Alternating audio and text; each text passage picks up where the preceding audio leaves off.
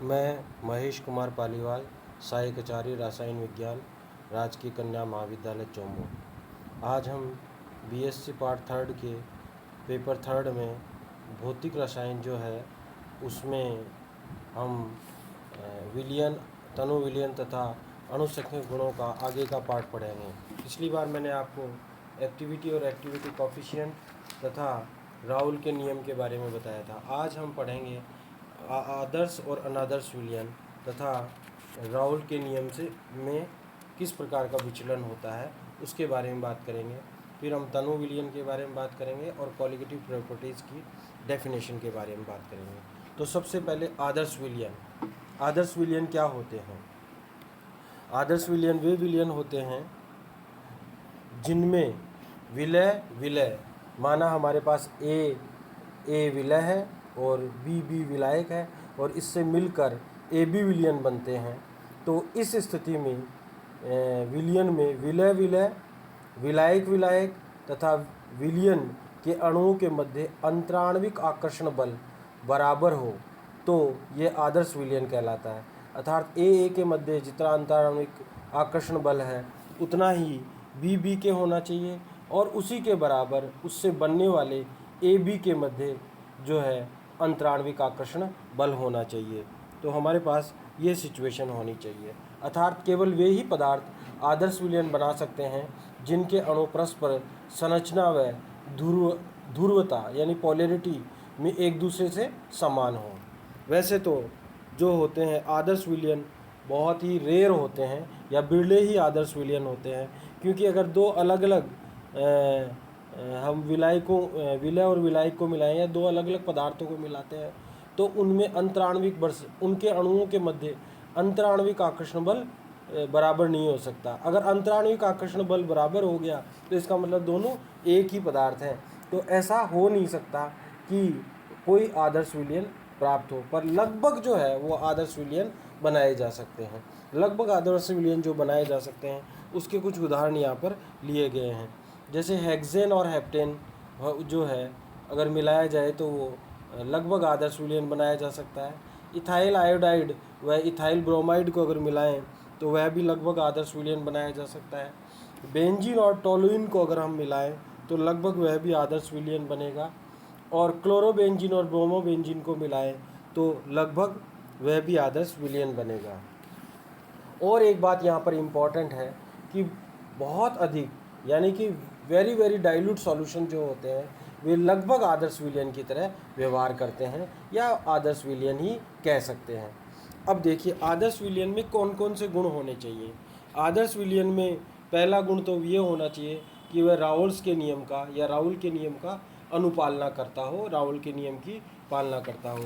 राउल का नियम आप जानते हैं क्या है कि एक निश्चित ताप पर किसी विलयन के वाष्पशील अवयव का वाष्प दाब उस अवयव के विलयन में मोल भिन्न तथा शुद्ध अवयव के वाष्प दाब के गुणनफल के बराबर होता है। ये राउल्स का नियम होता है और उसका वह विलयन क्या होना चाहिए, अनुपालना करना चाहिए।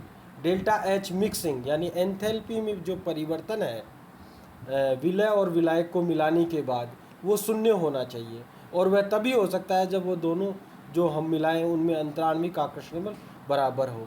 ठीक इसी प्रकार से डेल्टा वी मिक्सिंग जो है वह भी जीरो होना चाहिए, यानी कि विलय और विलायक का अगर हम बराबर आयतन लें तो उनसे बनने वाला जो आयतन है वो उन दोनों के कुल आयतन के बराबर होना चाहिए। जैसे मैं मान लो कल्पना करूं कि हमने ए विलय जो लिया है उसका 100 ml लिया है, बी जो विलायक लिया है हमने उसका 100 ml लिया है।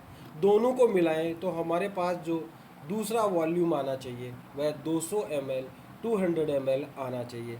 और ऐसा अगर वो दोनों सेम नहीं है तो ऐसा हो नहीं सकता। जैसे पानी और तेल को मिलाएंगे 50-50 ml या 100-100 ml तो वो कभी भी 200 ml 100 या 200 ml नहीं हो सकता। इसी प्रकार अगर आप 100 और 100 ml अगर पानी और दूध को मिलाते हैं तो वह 200 कभी नहीं हो सकता, क्योंकि उनके लिए डेल्टा वी मिक्सिंग जो है वो बराबर जीरो नहीं होता। और उन खुद के मध्य जो अंतराण्विक आकर्षण बल है यानी जल के अणुओं के मध्य अंतराण्विक आकर्षण बल है वो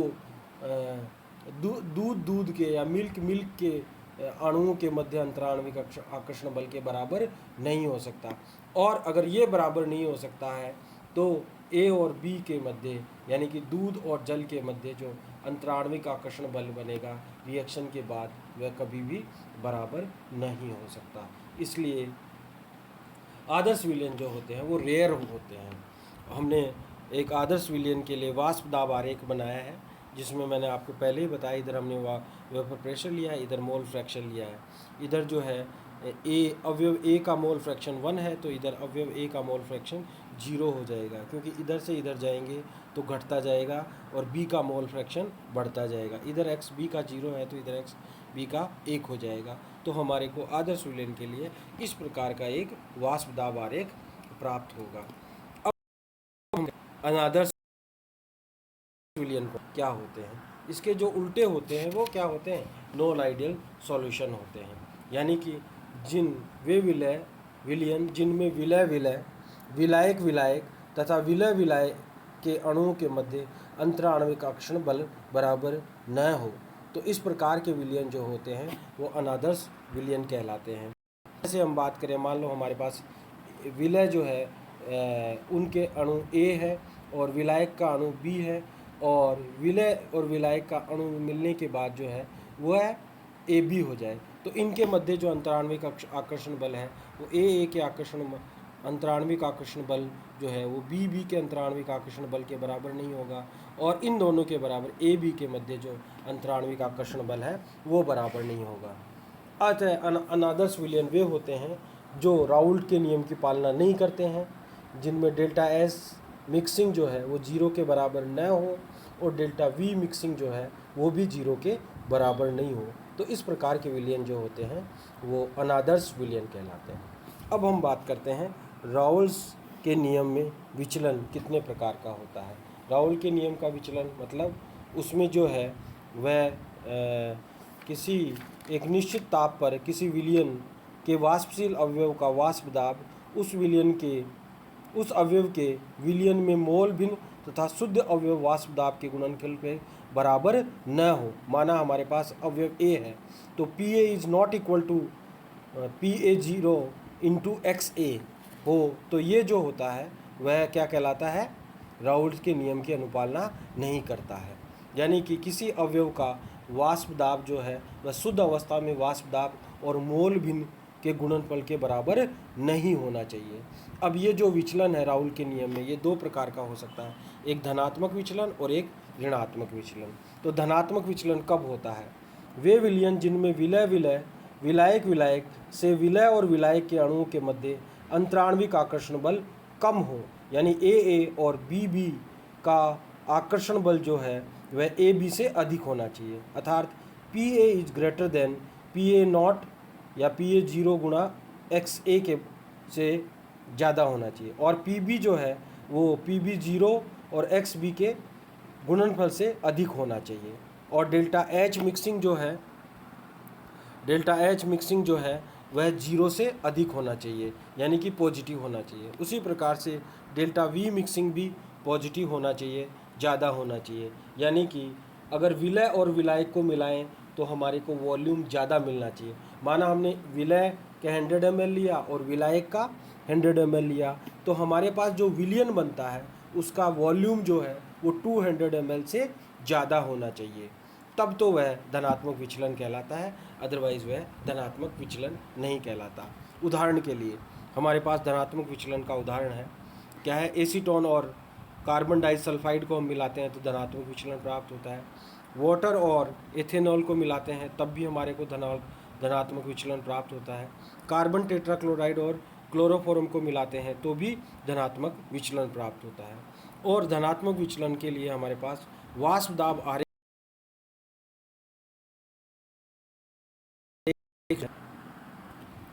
इस प्रकार का धनात्मक विचलन के वाष्प दाब आरेख होता है, जिधर इधर वेपर प्रेशर लिया हुआ है, इधर मोल फ्रैक्शन लिया हुआ है। इधर एक्स ए जो है यानी अवयव ए का मोल फ्रैक्शन 1 है तो दूसरी तरफ 0 हो जाएगा। अगर एक्स बी का मोल फ्रैक्शन 0 है तो दूसरी तरफ एक्स बी का जो मोल फ्रैक्शन 1 होगा। अब हम देखते हैं राउल के नियम में ऋणात्मक विचलन। राउल के नियम में ऋणात्मक विचलन कब होगा, ऋणात्मक विचलन तब होगा जब अगर विलय विलय और विलायक विलायक से विलय और विलायक के अणुओं के मध्य अंतराण्विक आकर्षण बल अधिक हो, यानी ए और बी के मध्य जो अंतराण्विक आकर्षण बल है उससे अधिक जो है वो विलयन के अणुओं के मध्य अंतराण्विक आकर्षण बल अधिक होना चाहिए, यानी कि ए बी के मध्य जो अंतराण्विक आकर्षण बल है वो अधिक होना चाहिए। और इसमें अगर अंतराण्विक आकर्षण बल अधिक होगा तो जो है आयतन घटेगा, क्योंकि अणु जो है वो पास पास आ जाएंगे। यानी कि क्या होना चाहिए, पी ए अवयव ए के लिए जो है पी ए का मान जो है पी ए 0 गुणा एक्स ए से कम होना चाहिए। ठीक इसी प्रकार पी बी का मान जो है वो P B 0 into X B से कम होना चाहिए। और इसमें डेल्टा एच मिक्सिंग है उसका मान 0 से क्या होना चाहिए, कम होना चाहिए, और ये नेगेटिव होगा। ठीक इसी प्रकार से डेल्टा वी मिक्सिंग का मान भी नेगेटिव होगा। आप जानते हैं अगर अणुओं के मध्य अंतराण्विक आकर्षण बल अधिक होगा तो अणु पास पास आएंगे तो आयतन कम हो जाएगा। तो डेफिनेटली इनमें जो है विलयन का आयतन विलय और विलायक से के आयतन से उनके आयतन के योग से कम होगा। जैसे मान लो हमने विलय का 100 ml लिया और विलायक का भी 100 ml लिया तो विलयन का आयतन जो है वो 200 ml से कम होगा। उदाहरण के लिए एसिटिक एसिड है और पिरिडीन जो मिलाते हैं तब हमारे को नेगेटिव डेविएशन प्राप्त होता है। क्लोरोफॉर्म और बेंजीन को मिलाते हैं तो भी नेगेटिव डेविएशन मिलता है। एसीटोन और एलिनीन को मिलाते हैं तो भी हमारे को नेगेटिव डेविएशन प्राप्त होता है। और इसके लिए हमारे पास इस तरह का हमारे पास क्या होता है, वाष्प दाब आरेख प्राप्त होता है नेगेटिव डेविएशन के लिए। अब हम नेक्स्ट बात करते हैं डाइल्यूट सॉल्यूशन किसे कहते हैं, तनु विलयन की परिभाषा क्या होती है। तो तनु विलयन क्या होता है, सबसे पहले अपन बात करें तनु विलयन, जिस विलयन में विलायक की तुलना में विलय की मात्रा बहुत कम होती है वे तनु विलयन कहते हैं। और एक डेफिनेशन और है, यदि किसी विलयन में और अधिक विलायक मिलाने पर यानी कि तनु करने पर, विलयन में अगर हम विलायक और मिला दें तो उसका डाइल्यूशन कर दें तो उसमें परिवर्तन न हो तो वे विलयन भी क्या होते हैं, उसमें जो हीट का एक्सचेंज नहीं होना चाहिए, एनवायरनमेंट और सॉल्यूशन के द्वारा आपस में किसी तरह का एक्सचेंज नहीं हो, या सिस्टम और यूँ कहिए सराउंडिंग में किसी प्रकार का हीट का एक्सचेंज नहीं होता, तो इस प्रकार के विलयन जो होते हैं वो डाइल्यूट सॉल्यूशंस कहलाते हैं। अब उसके बाद आता है कॉलिगेटिव प्रॉपर्टी, अणुसंख्यक गुण। अणुसंख्यक गुण जैसा नाम से ही पता चलता है कि ऐसे गुण जो पदार्थ की मात्रा पर निर्भर न कर यानी कि कणों की संख्या पर निर्भर करते हैं, न कि उसकी प्रकृति पर निर्भर करते हैं। अणुओं की संख्या करने वाले गुण ही क्या कहलाते हैं, अणुसंख्यक गुण कहलाते हैं। ऐसे गुण जो होते हैं वो उसकी पदार्थ की प्रकृति पर निर्भर नहीं करते हैं। इस प्रकार के गुण जो होते हैं वो अणुसंख्यक गुण कहलाते हैं, कॉलिगेटिव प्रॉपर्टी कहलाते हैं। उदाहरण के लिए प्राशरण दाब, क्वथनांक में उन्नयन, हिमांक में अवनमन आदि विलयनों के ऐसे गुण हैं जो विलय पदार्थ की कणों की संख्या पर निर्भर करते हैं। यानी कि जो विलय होता है उसके कणों की संख्या पर जो गुण निर्भर करते हैं वो अणुसंख्यक गुण कहलाते हैं। जैसे उदाहरण के लिए हम बात करें कि हम 100 जो शर्करा है उसके 100 मॉलिक्यूल लें और उसको जल में मिलाएं। शर्करा का अगर सहगुणन नहीं हो, वियोजन नहीं हो, तो हमारे पास जो कुल अणु प्राप्त होंगे वो 100 ही प्राप्त होंगे। तो इसमें जो वाष्प दाब में आपेक्षिक अवनमन जो है वो प्राप्त नहीं होगा, यानी जो पहले था वो ही प्राप्त होता है, क्योंकि शर्करा के अणुओं का न तो सहगुणन हुआ है न ही वियोजन हुआ है। ठीक इसी प्रकार से ग्लूकोज को अगर हम वाटर में मिलाएं, अल्टीमेटली जो अणुओं की संख्या है वो 100 ही रहे। ठीक इसी प्रकार से यूरिया को अगर हम वाटर में मिलाएं और अल्टीमेटली हमारे पास अणुओं की संख्या 100 ही रहे, तो वाष्प दाब में हमें अपेक्षित अवनमन प्राप्त नहीं होगा। तो इस प्रकार के जो है वह क्या होगा, अणुओं की संख्या पर निर्भर करा है, न कि उसकी मात्रा पर या उसकी प्रकृति पर। दूसरा अपन बात करते हैं स्ट्रॉन्ग इलेक्ट्रोलाइट जो होते हैं उनका डिसोसिएशन हो जाता है।